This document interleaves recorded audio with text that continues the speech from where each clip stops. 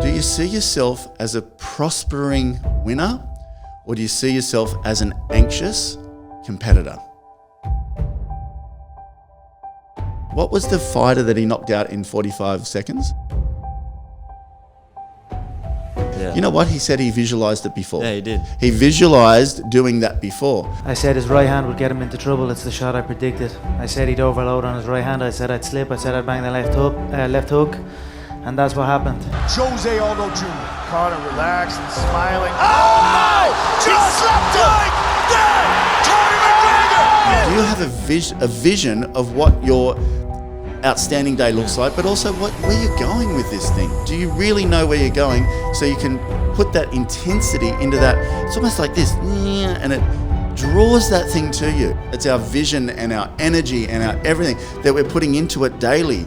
And it's not just going, oh yeah, it'd be nice to stand up there. It's like, no, I will be. Yeah. Surround yourself with images and things and people and whatever else that are lining you up to where you want to go. And you know what? You'll actually hit it at some point. But it's that holding that focus that is the difference. Yeah. It is that winning mindset.